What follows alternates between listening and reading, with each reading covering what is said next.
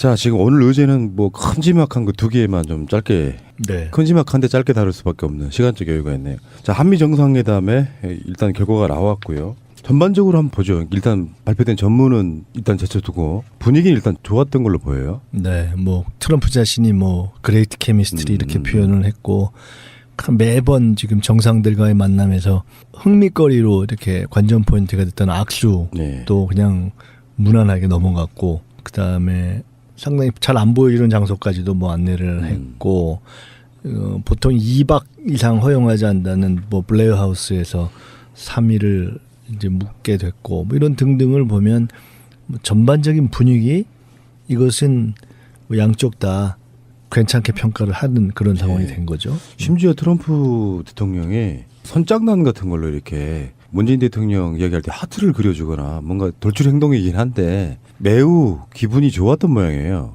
네, 그러니까 결국은 정상회담이 잘 됐냐 못 됐냐를 이제 디테일을 따져보긴 해야 되지만 저는 어떤 면에서 봤냐면 크게 두 가지라고 봤거든요. 관계 설정, 그다음에 우리 한반도의 문제에 있어서의 대한민국의 역할. 그러니까 두 가지 정리하면 나머지는 뭐 사드든 북핵이든 뭐 경제 문제든 그 강론에 해당하는 거기 때문에 첫 단추가 중요한데 그것이 일단 분위기가 뭐 서로 좋게 끝나면 사실은 성공이라고 봐야 되거든요. 요거는 이렇게 분석할 수 있을 것 같아요. 트럼프도 문재인 대통령 통해서 얻어내고 싶었던 게 있었다 일단. 아 물론 당연히. 그거고 저희들이 3주 정도 전에 방송에서 그런 얘기 했거든요. 사드는 논의를 안 할 것이다.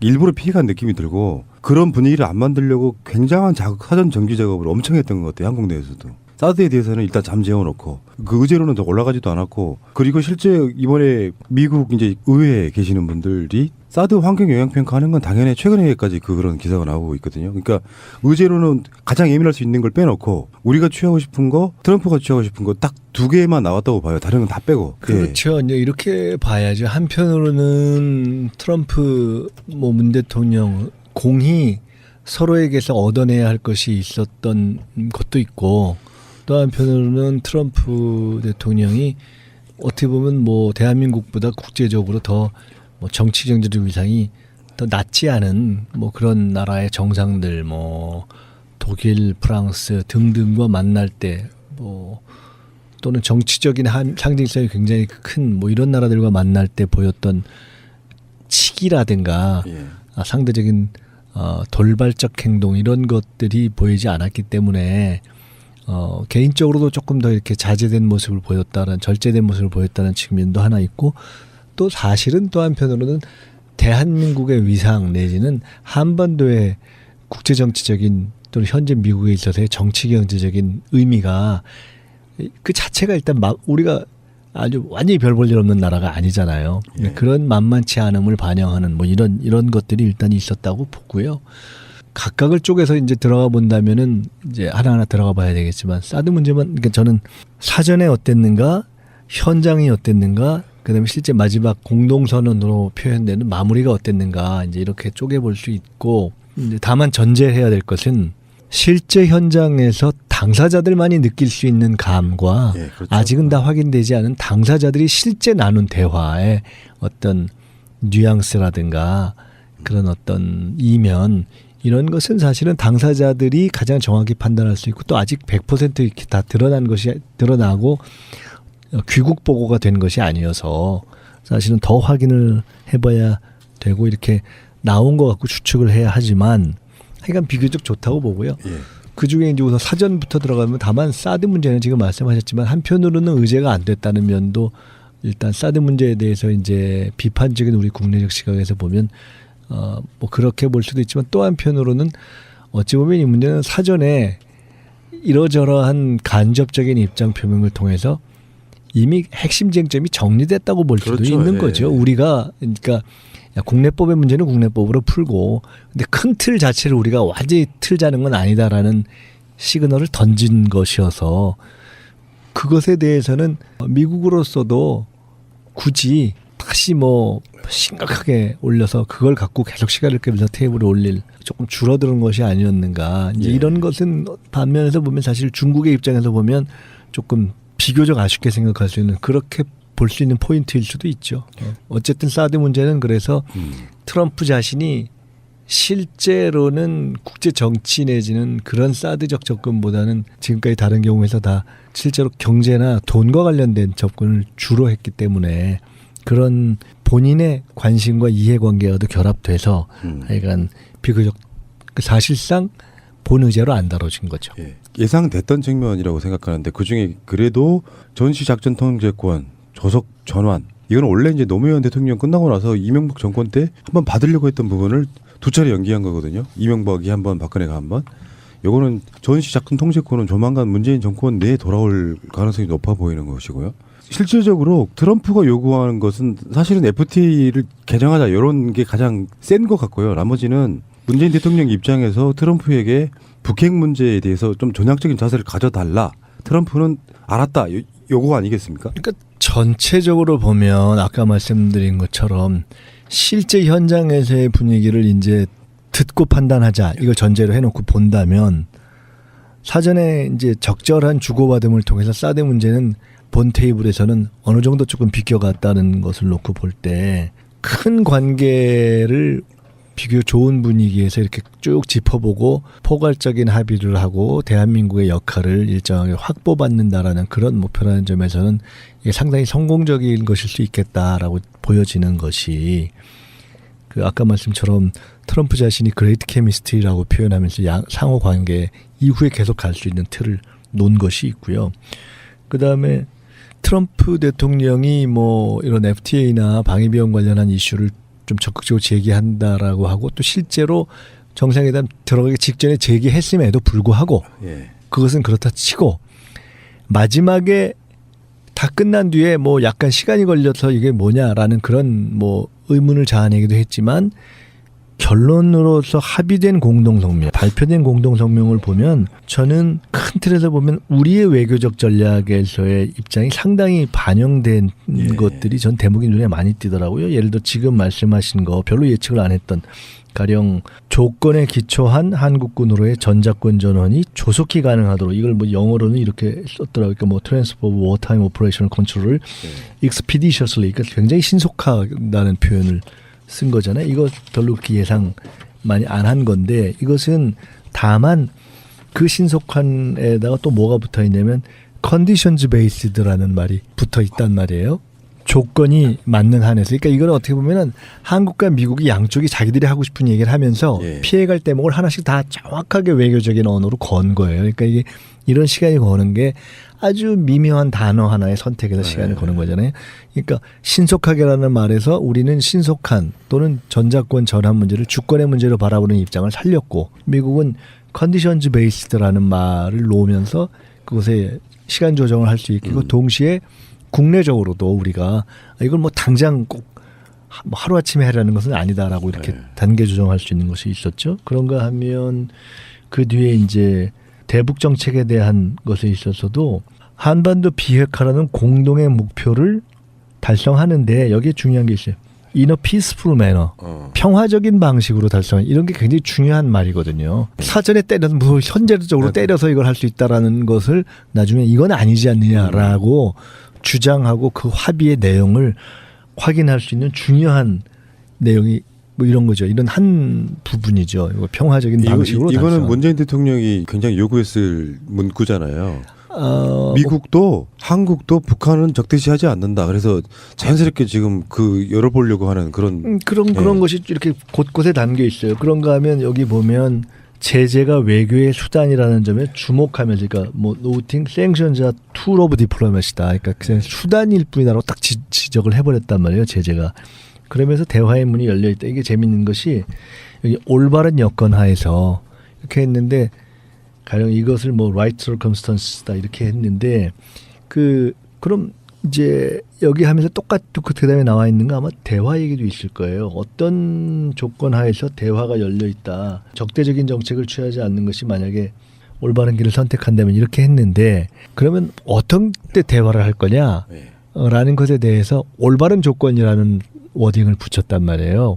근데 이건 굉장히 다양하게 해석될 수 있는 것이고 이 확인을 해봐야 됩니다만 제가 정상회담 직후에 나온 어떤 기사에서 보니까 대통령께서 말씀하시면 예를 들어 뭐 북한이 미국인 3명을 억류한 걸 풀어준다면 그것이 올바른 조건일 수도 있다. 뭐 예를 들어 이렇게 변했단 말이에요.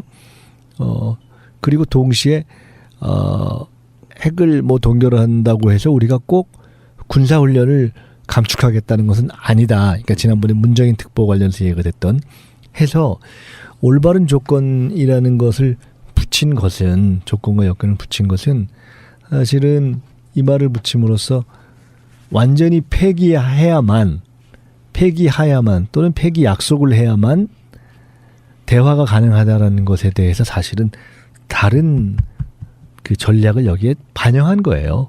이 자체가. 그리고 그것이 이렇게도 해석될 수 있다는 얘기를 대통령이 하나의 예시를 한 거예요.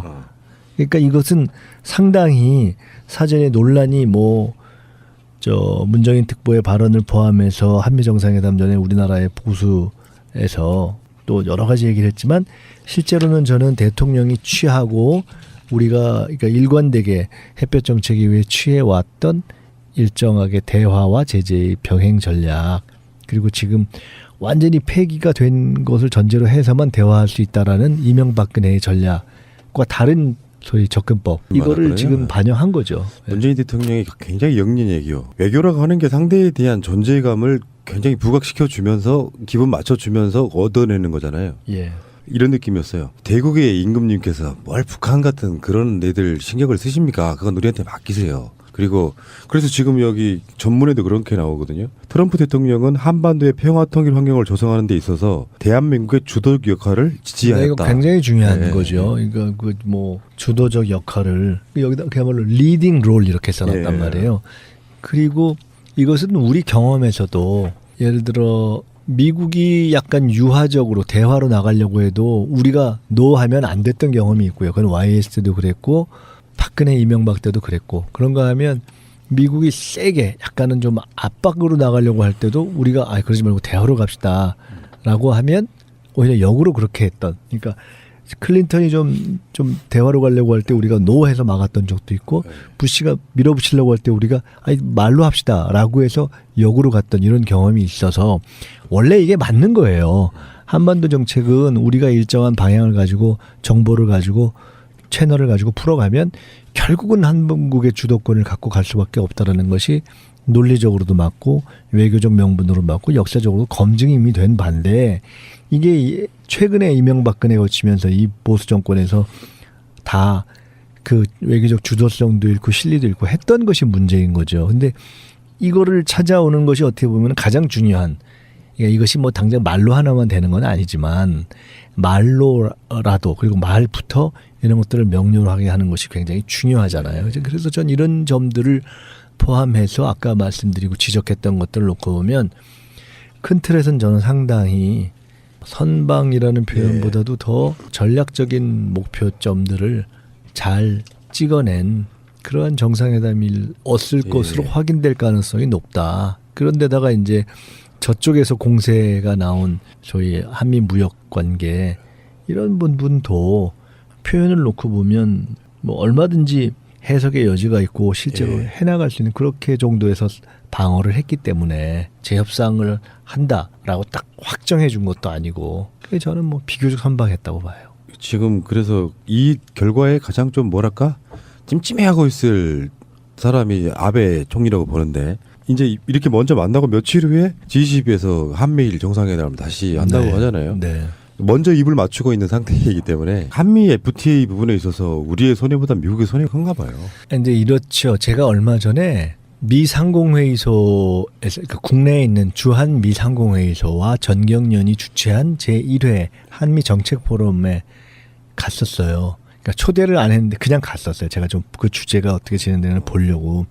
사실은 제가 연구원을 민주연구원을 암참이라고 불러요. 그걸 그러니까 약자로 미 상공회의소 거기에 가맹단체 내지 협조단체 중에 하나로 가입시켰어요. 제가 이번에 연구원 대리 그거에 대해서 연구원 내에서 이게 정당 연구원이 이렇게 하는 것이 맞습니까? 라고 했는데 제가 이건 한미 관계를 꼭 생각해서라기보다도 다양한 싱크탱크들과의 교류를 확대하는 차원에서 그쪽과도 좀 자료제 이렇게 공유를 하는데 좋겠다 싶어서 회원 들어갔는데 큰 돈 드는 것도 아니고 해서 그렇게 했는데 이제 그때 가서 제가 그때 세미나를 보면서 언론에도 일부 나왔지만 실제로 기계적인 수치로 따져보면 한미 FTA 이후에 실제로 한미 간 무역의 수지라는 점에서 보면 미국이 우리는 흑자고 그쪽은 적자다. 그래서 역조다. 이렇게 하면서 그 불만을 표시할 수 있는 것이 있는 게 사실이죠. 네.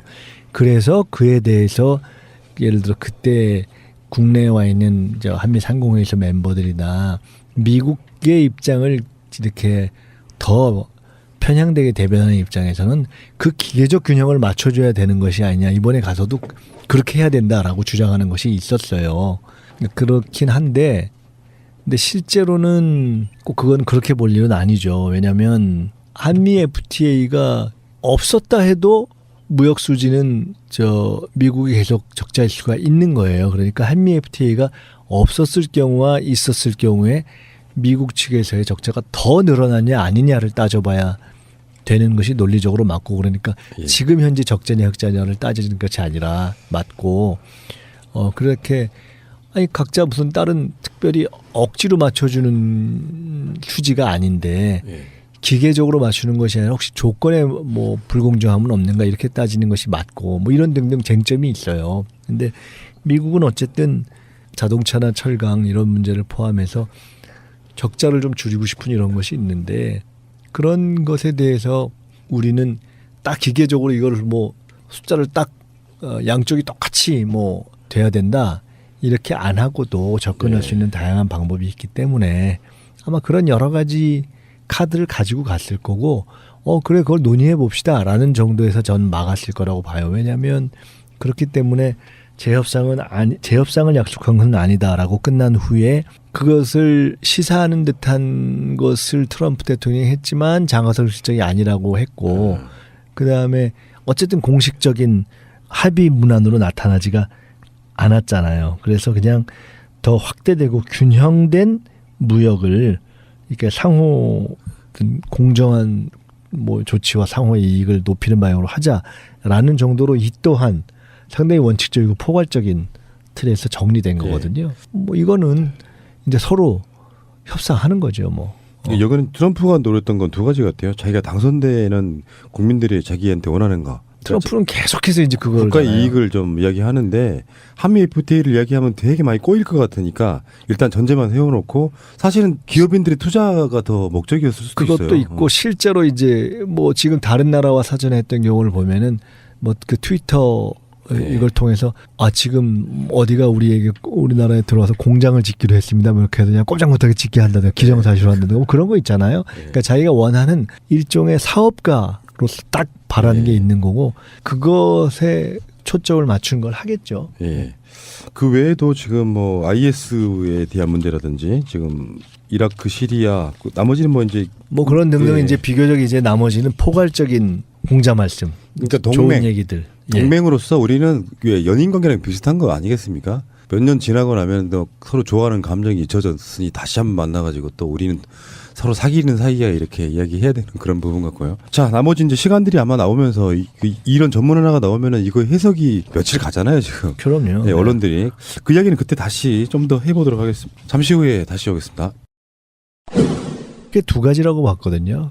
관계 설정, 그 다음에 우리 한반도의 문제에 있어서의 대한민국의 역할. 그러니까 두 가지 정리하면 나머지는 뭐 사드든 북핵이든 뭐 경제 문제든 그 강론에 해당하는 거기 때문에 첫 단추가 중요한데 그것이 일단 분위기가 뭐 서로 예. 좋게 끝나면 사실은 성공이라고 봐야 되거든요. 요거는 이렇게 분석할 수 있을 것 같아요. 트럼프도 문재인 대통령 통해서 얻어내고 싶었던 게 있었다 일단. 물론 당연히. 그거고 저희들이 3주 정도 전에 방송에서 그런 얘기 했거든요. 사드는 논의를 안 할 것이다. 일부러 피해간 느낌이 들고 그런 분위기를 안 만들려고 굉장한 사전 정기 작업을 엄청 했던 것 같아요. 한국 내에서도. 사드에 대해서는 일단 잠재워놓고 그 의제로는 더 올라가지도 않았고 그리고 실제 이번에 미국 이제 의회에 계시는 분들이 사드 환경 영향 평가하는 건 당연히 최근에까지 그런 기사가 나오고 있거든요. 그러니까 의제로는 가장 예민할 수 있는 걸 빼놓고 우리가 취하고 싶은 거, 트럼프가 취하고 싶은 거 딱 두 개만 나왔다고 봐요. 다른 건 다 빼고. 그렇죠. 이제 이렇게 봐야죠. 한편으로는 트럼프 뭐를 던진 것이어서 그것에 대해서는 미국으로서도 굳이 다시 뭐 심각하게 올려서 그걸 갖고 계속 시간을 끌면서 테이블에 올릴 조금 줄어드는 것이 아니었는가. 이제 예. 이런 것은 반면에서 보면 사실 중국의 입장에서 보면 조금 비교적 아쉽게 생각할 수 있는 그렇게 볼 수 있는 포인트일 수도 있죠. 어쨌든 사드 문제는 그래서 트럼프 자신이 실제로는 국제 정치 내지는 그런 사드적 접근보다는 지금까지 다른 경우에서 다 실제로 경제나 돈과 관련된 접근을 주로 했기 때문에 그런 본인의 관심과 이해관계와도 결합돼서 하여간 비교적 사실상 본의제로 안 다뤄진 거죠. 예. 예상됐던 측면이라고 생각하는데 그중에 그래도 전시작전 통제권, 조석 전환 이건 원래 이제 노무현 대통령 끝나고 나서 이명박 정권 때 한번 받으려고 했던 부분을 두 차례 연기한 거거든요. 이명박이 한 번, 박근혜가 한 번. 요거는 전시작전 통제권은 조만간 문재인 정권 내에 돌아올 가능성이 높아 보이는 것이고요. 실질적으로 트럼프가 요구하는 것은 사실은 FTA를 자 지금 오늘 의제는 뭐 큼지막한 그 두 개만 좀 짧게 네. 큼지막한데 짧게 다룰 수밖에 없는 시간적 여유가 있네요. 자 한미 정상회담에 일단 결과가 나왔고요. 전반적으로 한번 보죠. 일단 발표된 전문은 일단 제쳐두고 분위기는 일단 좋았던 걸로 보여요. 네, 뭐 트럼프 자신이 뭐 그레이트 케미스트리 이렇게 표현을 했고 매번 지금 정상들과의 만남에서 흥미거리로 이렇게 관전 포인트가 됐던 악수도 네. 그냥 무난하게 넘어갔고 그다음에 상당히 잘 안 보이는 장소까지도 뭐 안내를 했고 보통 2박 이상 허용하지 않는다는 뭐 블레어 하우스에서 3일을 이제 묵게 됐고 뭐 이런 등등을 보면 뭐 전반적인 분위기 이것은 뭐 양쪽 다 괜찮게 평가를 하는 그런 상황이 된 거죠. 심지어 트럼프 대통령이 선장난 같은 걸로 이렇게 문재인 대통령 이야기할 때 하트를 그려주거나 뭔가 돌출 행동이긴 한데 매우 기분이 좋았던 모양이에요. 네, 그러니까 결국은 정상회담이 잘 됐냐 못 됐냐를 이제 디테일을 따져보긴 해야 되지만 저는 어떤 면에서 봤냐면 어땠는가, 그다음에 실제 마지막 공동선언으로 표현되는 마무리가 어땠는가 이제 이렇게 쪼개볼 수 있고 이제 다만 전제해야 될 것은 실제 현장에서 당사자들만이 느낄 수 있는 감과 예, 그렇죠. 아직은 다 확인되지 않은 당사자들이 실제 나눈 대화의 어떤 뉘앙스라든가 그런 어떤 이면 이런 것은 사실은 당사자들이 가장 정확히 판단할 수 있고 또 아직 100% 이렇게 다 드러나고 귀국 보고가 된 것이 아니어서 사실은 더 확인을 해봐야 되고 이렇게 나온 것 같고 추측을 해야 하지만 하여간 비교적 좋다고 보고요. 예.